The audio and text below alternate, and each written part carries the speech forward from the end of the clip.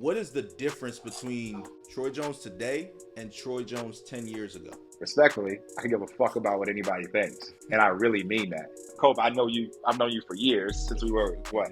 Yeah, like, but I don't know everything that you dealt with, and vice versa, right? So it's like, unless I have that context, what I look like judging the next person for a decision they make. That's my approach, and I don't feel like I gotta appease the next person. Stack my money up like Legos. Bet me when I say so. Pull up in the spotlight. Pull up in the drive. All right, guys, thanks for joining us again. We're sitting here with Troy Jones, co-founder of Status Pro. And guess what? Without further ado, we're going to get right back into the conversation. All right, so like when you talk about this experience is ridiculous, right? Like, one, I played the game myself. Disclaimer, as I mentioned, I am the first investor, so don't be trying to sue me if you play the game, you run into your wall and stuff like that. But this game will literally like have your adrenaline rushing. You know what I'm saying? Like, I can speak to that. We went and did the media day, Ross, and I'm talking about we had middle-aged people, right? I'm not even going to disclose races and genders and all of that stuff, but like people who ain't ever played football, ain't ever touched the football, right? Literally trying to juke people out, like headset on, gotta grab them like, whoa, chill. You know what I'm saying? I ended up, I remember during one simulation, I threw a touchdown pass, and we got our boy Zach there who decides to like jump into me, like celebrating with me. I don't see nothing. So I'm like, oh, what the hell? I'm thinking the holograms. I'm like, this joint got real. I'm like, oh, we gonna take this off, right? But like, I'm telling you, like, when you talk about an experience, from start to finish, like, it's the closest thing you can get. That's why I invested. It's the closest thing you can get to actually playing on Sundays. And again, the sky is just the limit. But transitioning a little bit, because we talked about venture capital and raising money, and so candidly, I know that there's a lot of people out there that are interested in raising money and funding their ideas, right? Their dreams, their visions. So I want to talk about that experience. All right, I'm sorry for interrupting, but look, I need you to follow and subscribe and share this with everybody so we can keep this whole money music culture thing going. Before we talk about that experience, though, I got to know one thing. When you do walk into these venture capital firms, or not in venture capital firms, when you do walk in and pitch and try to raise money, do you tuck your chain or you keep your joint hanging? Nah, I'm messing with you. Mama gave me that chain. And this the baby one, Cope, I wore for you, man. Just he ain't trying to stun on us on WMC. He want to look financially. Hey, look, I know y'all be bashing people who like the jewelry and the chains. And not stuff, even. So we enjoy the jewelry. You can run a business and have it on. So. Listen, we are equal opportunity employer. I want to get out. In all seriousness, right? When just money ain't long enough. When you are walking into these rooms to try to raise money, what are some of the things that you would make sure you have buttoned up? Make sure you can answer before walking in these rooms to make sure that these investors take you seriously and your idea seriously. Right. I want to come back to the chain in the room thing because I actually think we should touch on that for sure. But again, mentally preparing yourself for someone to poke holes in everything and what you spend countless of hours on, right? And it's like the number one thing that has to leave really is the pride and the ego, and you can't take anything personally because again, it's their job to protect their money or whoever's money they're investing, and you got to be able to separate that because if you don't, you're gonna get eaten alive. That's number one. So like even outside of the questions they're gonna ask, it's like, all right, am I good? Am I ready to go in and essentially sit across from someone who's going to do nothing but probably tell me why my business is going to fail. And it's very easy to take that personally.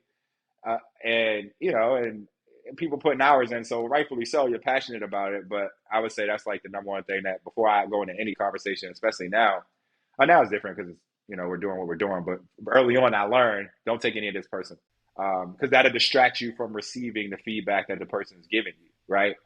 Because you may not be ready, right? Because pitching takes reps. I tell all my friends that's getting into real estate, whether they're raising money to build something or they're trying to build a venture, it's going to take reps. Like you're not going to get an investor to say yes your first pitch. Like this is not going to happen. Like I would love. I don't have the stats on that, but everyone I've talked to, and I talked to some pretty successful business people, Nobody said, oh, the first time I ever pitched anyone, the person gave me $1 million. It's just not how it works, right? So going into it, having your information buttoned up, knowing what you know and you don't know, right? And knowing that it's okay if you don't know something, and if you need to get back to that person on it, don't feel like you have to give them an answer, because they may know an answer and be testing if you're going to try to bullshit them or not. I don't know if I'm allowed to cuss on here, but going there knowing what you know and you don't know is number one.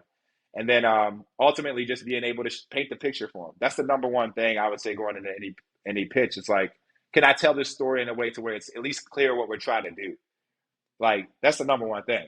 Like, because if the person can't even say, like, I don't even know what this business is, what the problem is, what the opportunity is, what they're trying to solve, like, then you don't have a shot. So I would say be buttoned up on your story first, because that keeps the person engaged. So I got a question about that then. Because one of the things you said and kind of what made you get interested was like, well, you know, if a person's injured, they got rules where they could only train with a trash can, no heartbeat, yada, yada.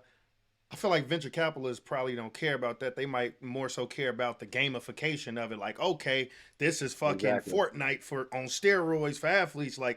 I'm sure you tailoring your shit in a certain way, or like, what's the biggest selling point, would you say?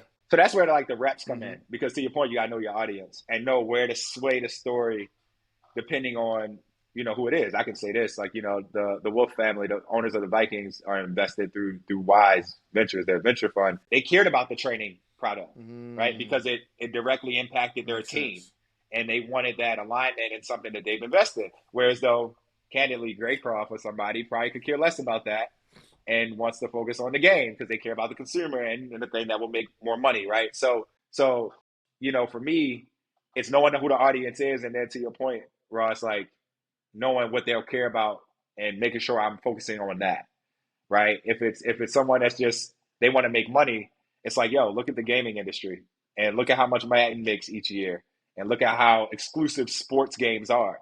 We have the ability to leverage the NFL, which is a cash cow, and build out this new market. What better sport to lead that emerging category? And we're the only company in the world that can do it. Like, that's the things people are going to be like, oh, okay, yeah, like, I can see that opportunity. Because you can't say the NFL don't make money. You can't say gaming ain't a big industry. You know what I mean? Like, so I'm essentially painting it so you can clearly see that the opportunity is there. That's awesome, bro. And that's always how I try to frame it up. So it's like, you can't deny the opportunity. You understand what we're doing. And that typically worked. I mean, it works, obviously, but it took time to get to that point. Well, I'm going to need the Vikings to tell Kirk Cousins' ass to use it, because this past game, my boy didn't look too good. Hey, man, they like 8-2 right now. That boy, I'm talking about fantasy football. That's all I care about. That boy had -4 points. A -4. Oh, but no, that's crazy. Hey, you mentioned the chain. You mentioned you wanted to talk about the chain, so let's talk about that. Let me pull mine out. So I see it. I got to squint a little bit, but nah. But no, I mean, I think so. This whole idea of like, this is something I'm passionate about too, because candidly, I didn't go to Penn, I didn't go to Harvard. I was a football player first. I went to a prep school, then Maryland, and transferred. Then went JUCO, then Western, and because I transferred, I had to basically, you know, had to major in like adrenal studies with an emphasis on sports management. And then obviously I went back to get my MBA and stuff. But the whole point is my path is very unconventional. And I think, you know, it took me a while to realize that, yeah, you shouldn't go into a meeting if you're raising a seed round with a $50,000 chain on. It's not a good look. However, you should come as you are, because people nowadays crave authenticity. And I think where we often get in trouble is trying to be something that we're not. And that was a battle that I had my whole life, because I played quarterback, but I was from Baltimore. Like, I grew up with teenage parents. So my life has been very much, I've seen a lot. I've seen both sides of each spectrum. You know what I'm saying?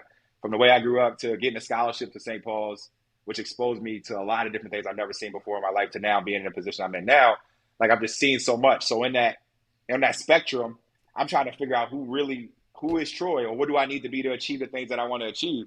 And it wasn't until within this journey that I realized, like, yo, be who you are. And if you are the best version of yourself, that's what's going to accelerate you. That's what people are going to relate to. That's what's going to lead you down the path of success.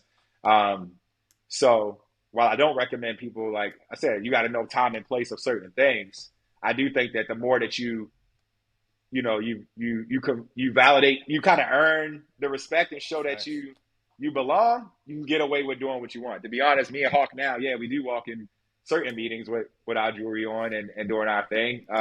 Depending just where we're at. Like if it's a business thing, we got to wear a suit, we won't. But 9 times out of 10, we showing up the way that we are. Like we were in the owner's box last year, Super Bowl, with our chains on. Like that's just, but we've earned that. You know what I mean? Like we're in a position where we can do that. My coach used to always tell me, earn the right to be treated differently.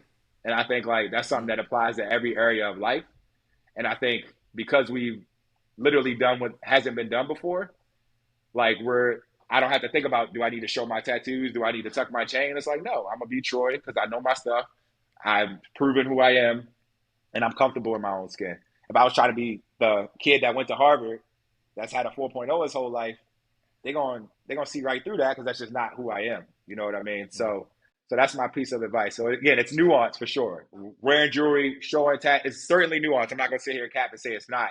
But as you continue to just learn who you are, just being yourself, you'll know when the time is right to like, all right, I can kind of do my thing and I'm good. You know what I mean? Versus like I'm coming in asking them for something. So yes, I do need to take in consideration what they might say if I'm asking this person to give me $20 million. Like I'm telling them to give me something that they'd have no obligation to give me. So I don't want to give them any reason to think that wouldn't take this money and do what I'm saying I'm going to do. Right. And I think that's just time and place and understanding the situation that you're in. Bro, that's the truest shit I ever heard, bro. Earn the right to be treated differently. I just went back to Morgan Stanley like 2-3 weeks ago with a suit and Jordans on. Like, then I had a different pep in my step, a different whole demeanor, swag when I visited people I used to work for. You know what I mean? I'm talking different. You know what I'm saying? Like, so that's crazy dope. I love that. I love the way you said that. Yeah, even at meetings, right? Like, I promise you, if somebody sat in my board meetings, they'd be like, they really be they really from Baltimore. Like Cope said that. Like Cope said that when he came to our media day. He's like, yo, the dopest thing, and this meant a lot to me, Cope. I don't think I told you that. But like it meant a lot for you to say, like, yo, the dopest thing about this is y'all showing up as y'all. Like you and Hawk are very much like Troy and Hawk. Y'all building this, not only an innovative company that's doing all the things you're doing, but no matter if it's Meta in the room, the NFL, like y'all Hawk and Troy. And to me, that's so dope because our people always feel like we gotta, again, you gotta play the game, depending on, leverage. Life is all about leverage in every situation. But it's like, to be able to do this and being us, I think that means so much more than having to be the person who has to over-index or try to be something that they're not. And that just meant a lot for you to see that because you hadn't been around us in a minute. You hadn't been in our environment for a minute. And for that to be one of the first things you picked up, that lets me know, and Hawk as well, like, oh, we're doing this the right way. And that's ultimately what I want. Because that's just going to make people feel like they can do it too. Because if we go in Baltimore, Hawk, and we doing to give, all the toy drives and all the stuff that we do with your foundation, and they don't feel like they can relate to us, how much of an impact are we really making? Because they're going to be like, oh, well, I ain't smart enough to go to Penn. Like, I didn't do that. I didn't go to, like, right. They're not going to look at you as somebody who's relatable. You're like a superhero in that way. I just want people to feel like, yo, like, we all the same. I like jewelry too. Like, you know what I mean? Like, but I'm just responsible. I was about to say before I would buy anything or you do can afford anything the jewelry. Right? Yeah. So, well, I think that's the major thing. One, you said your foundation. It's our foundation. Troy is a board member on Beyond the Basics Inc. So go ahead, shameless plug. We talk about the foundation all the time and how we be helping in the community because it's important to us. But I think that the biggest thing, like you said, is like I want to make sure it doesn't go over people's head because you mentioned it multiple times, and Ross, you mentioned it as well too in your own way. Like it's nuance, it's playing the game, it's understanding how to move and shake in different rooms. And Ross and I have talked about it here on the show as well too, right? Like J. Cole, that's my favorite rapper. Either you play the game or watch the game play you and be that broke motherfucker talking about I stay true, right? Like you said, you're walking into a room, you're asking somebody for $20 million to support your dream. And so it's just making sure that you have a consciousness of like, all right, who is my audience, right? You ain't got to go in there, change your voice and talk different, all that stuff, right? Like, and if that's what you do, I'm not even judging, because like when I saw Dion call out that reporter on national TV again, black reporter on national TV again. I love Dion. I love what he's doing. Jackson State. I appreciate what he's doing. My thing is, my opinion is you handle that off camera with him, You know, that would be the way I would handle it. Because now I'm not going to shit on his work and his job and the way he's handled the business and what he's doing for him and his family.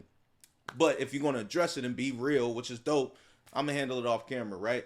But I think that the more important thing, like, again, you mentioned, it's like, it's nuanced. It's an art. And it's finding the way to be you, but also knowing when, hey, like, I probably shouldn't walk in this room and be all the way me, right? Like, this is a room I can walk in. This is a conversation I can run this and I can be all the way me. But like you said, at a certain point, hopefully you earn the right to be treated different and you can be 100% authentically you, you know, and live with the consequences, good and bad, of that. And I think that's important, right? And then to that point, really quick, everyone has to do that though, right? Like Mark Cuban, you know, Mike Rubin, all these different billionaires who you kind of see do their own thing and not care what people think, is because they don't need anything from anybody. So it's the reality. Like, and we all striving to get to that point to where, like, independent of what you think of me, I'm good. But the unfortunate reality is for 99% of people, that's never going to be the case or isn't the case. So it's just being aware of the setting. And again, if I need something from somebody, then I got to make sure that I'm going over the list of things that put me in a position to get what I need, right? Yeah. And sometimes the reality of it is that may be that people have a perception of a certain thing or a certain way that someone may phrase a word, or a certain jewelry that people may wear. And it's like, again, you got to ask yourself, all right, just for this meeting, I can put my ego aside to say, all right, well, let me not wear it just because ultimately I just need to get what I'm here for. Yeah. And then I can go back to wearing my jewelry the way I want to when I got what I got, right? Like, it's just the truth. So many people get so caught up in the idea of the ideals, right? Like, ideally I can show up and someone to give me $20 million, it don't matter how I talk. It's like, that's a fairy tale, bro. Yeah. Like, it's a lie.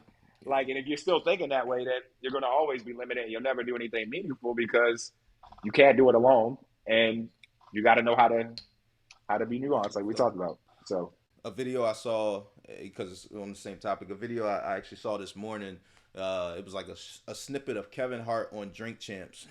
And they asked him basically, like, why don't you smoke weed? Right? Like, they offered you some weed. Why don't you smoke weed? And he was like, oh, you know, I forgot. Oh, it's because I'm a brand.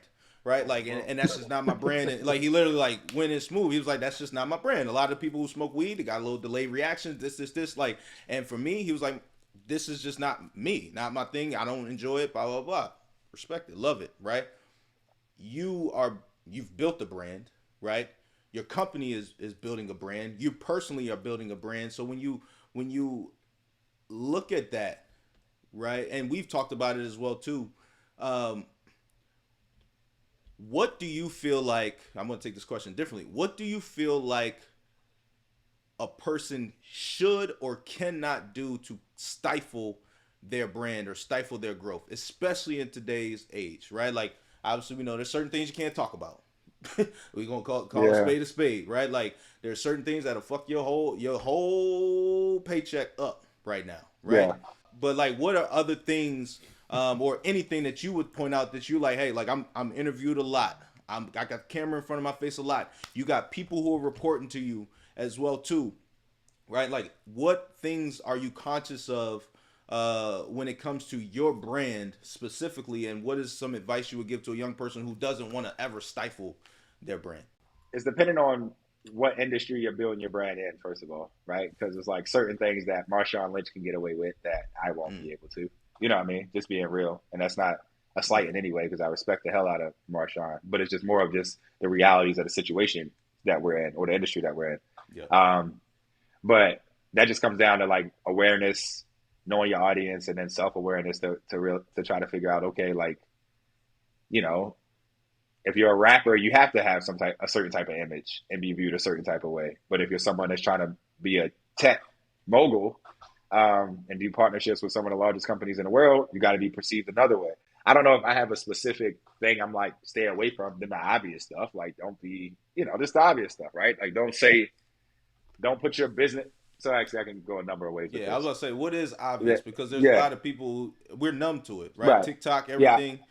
You got Yeah. kids running into fucking walls and groceries. I'm not saying kids. You got Yeah. people, grown ass people, doing it for the gram. Like, what is Yeah. ours? You know? Yeah. So to go back to that, staying away from doing the obvious stuff. The obvious stuff being, again, disrespecting women, disrespecting a specific race or gender. You know, just things that are dehumanizing people or can be viewed as a way of harming people. I think to me that's obvious stuff. Now the caveat to that, which is probably a podcast for a different day, is the nuance of your beliefs, like a Kyrie Irving type situation, again, which is like that's just so many different layers to it, and a bunch of people have different opinions, but you got to know where your brand is. Kyrie that made his money and can stand tall on what he wants to represent, knowing that hey, if I lose it all, I'm comfortable with that. Same with Kat when he decided to do what he did, regardless of people think it's right or wrong. He decided to take a stand and say a possibility is me potentially losing all this, and I'm good with that. If your brand isn't in that place, you got to, again, it's nuance. You got to figure out where you are in your journey. Because average life is what, 76 years now? We got a long time not a long time in the grand scheme, but a decent amount of time to be everything that you could want to be. It's just a matter of what chapter of life you're in, right? Like, if you're in a building chapter, it's probably not the time to be a martyr if you're trying to build, so that when you are a martyr, you can make impact and say what you want without depending on the person, right? So I just think it's all just, it's a timeline. It's based on just what you're in. Like I said, never disrespecting people or marginalized or targeting a certain group of a person. I think that's obviously a clear no. And then I think just based on your industry, you got to understand, like, that relationships is ultimately how you're going to get to whatever the end goal is. So don't piss nobody off that you probably need. Unfortunate reality. Like my game, like, I want to talk about this, but like consumers, they pay $30 to buy it. I open up myself to their criticism. Some good, some constructive, some not.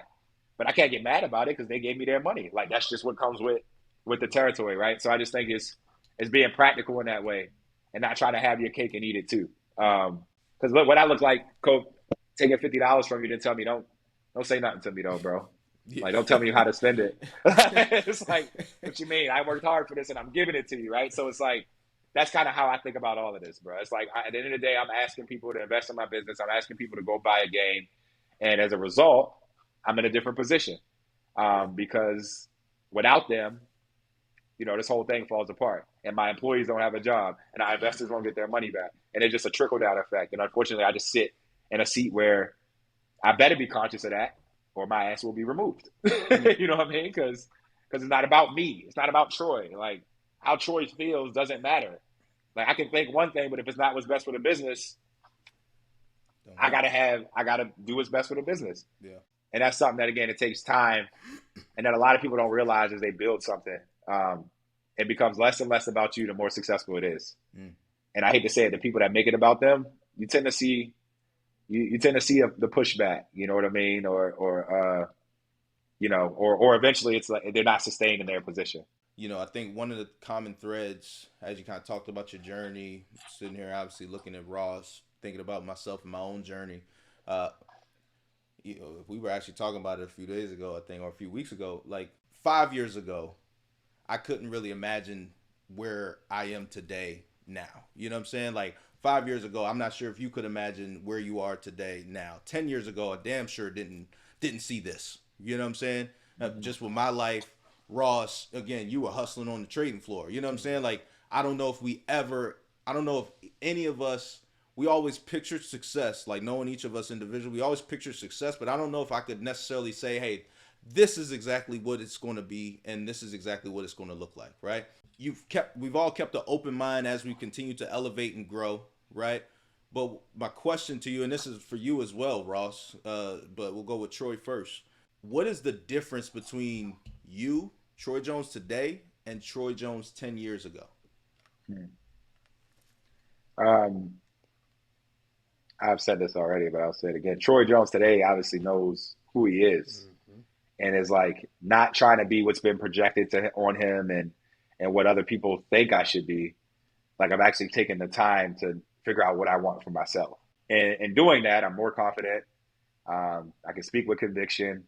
I know what my triggers are. Like I've just learned myself, and so when I make certain decisions, I don't have to question them because it's genuinely what I want and not what, my family or my coach or religion, like whatever else, like whatever has been in that pot of things that I was told growing up that, you know, you're kind of like bouncing around until you figure out which door you want to go down, right? Like I just know who I am.